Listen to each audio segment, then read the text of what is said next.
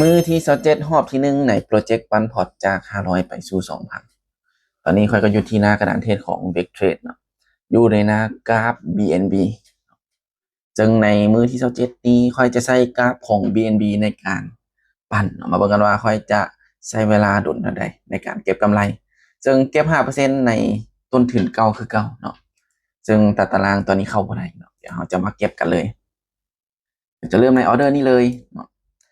แนวโน้มโดยรวมของตลาดจะเป็นแนวโน้มของขาลงมานี้ค่อยจะจัดไปที่ออเดอร์เซลเนาะมาเบิ่งออเดอร์แรกของเราจะสามารถลงมาได้หรือบ่ลงมาได้บ่ลูกลงมาได้บ่โอเคลงมาแล้วตอนนี้ลงมาแล้วดันลงมาออเดอร์แรกแห้งมาแน่ๆมาจังใดเหลือเวลาอีก5 4 3 2 1สวยงามออเดอร์แรกแห้งมาไปเนาะเมื่อวินแล้วจะกลับมาเดิน10 เหรียญคือเก่ามาเบิ่งกันที่ออเดอร์ที่2ตอนนี้ก็วินเลท100เนาะออกออเดอร์แรก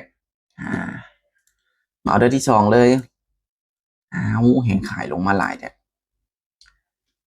โอเคมานี่จัดไปที่ออเดอร์เซลอีกรอบหนึ่งขายลงไปอีกบอกกันน้ำกันว่าออเดอร์นี้จะสามารถลงไปต่อได้หรือบอลงมาไกลจุดเก่าที่มันเคยลงเมื่อกี้นี่เนาะต่ำอาจจะมีคนตั้งซื้อจุดนี้เนาะมาบอกกันว่าแฮงขายจะเข้ามาทันหรือบอเนาะสำหรับจุดนี้ตัวนี้ขึ้นไปละแฮงขายดันลงมาลูกได้บอขึ้นไปสูงแท้ดันลงมาทันอยู่เหลือ5 วินาทีดันลงมาโอเค4 3 2 1สวยงามลงตอนท้ายเนาะเดี๋ยวว่า2ออเดอร์เฮาวินไปเลยเนาะโอเคถือว่าตอนนี้เฮาวินมาแล้ว2กำไร19เนาะถ้าว่าไม่นี้พอยวินอีกก็ถือว่าจะฮอดเป้าเลยในรอบที่1เนาะพอเป้าหมายเฮาอยู่ที่ 5% ก็คือ25 เหรียญเนาะตอนนี้แฮขายมาค่อนข้างหลายมานี้จัดไปที่ออเดอร์เซลอีกขายไปอีกมาเบิ่งนำกันว่าออเดอร์นี้จะลงมาปิดให้ค่อยได้หรือบอถ้าว่าออเดอร์นี้สามารถลงมาปิดเป็นแดงได้ก็ถือว่าค่อยจะบรรลุเป้าเลยในรอบที่1ของมือที่27โอเคตอนนี้ลงมาแบบงามๆเลยลงค่อนข้างว่าโอเคโอ้ยอย่าฟาวมาได้แห่งซื้อนะ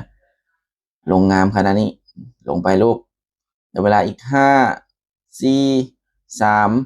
2 1สวยงามถือว่าจัดไป3ออเดอร์วินลวดเลยเนาะถือว่าเขาได้ในจังหวะที่มันเป็นเทรนงามๆแห่งขายเขามางามๆเลยเนาะมาเบิ่งสตอรี่ก่อนวินเลทอยู่ที่100%เนาะกำไรอยู่ที่28.5เนาะเกินเป้ามา3.5นี่เห็นปะวินเลทงามๆเนาะเซลล์อย่างเดียวถือว่าในรอบที่1ของมือที่27ก็ถือว่ากำไรตามเป้าเนาะซึ่งตารางนี้ยังป้อนบ่ได้เทื่อเนาะเพราะว่าเห็นว่ากำลังอัปเดตอยู่เนาะโอเคเนาะสุดท้ายทุกๆการลงทุนมีความเสี่ยงเนาะผู้ใดที่ยอมรับความเสี่ยงบ่ได้ข้อยบ่แนะนำให้เข้ามาดูวงการนี้เพราะว่าความเสี่ยงมันสูงผู้ใดที่ยอมรับความเสี่ยงได้เนาะอย่าเข้ามาศึกษาเรียนรู้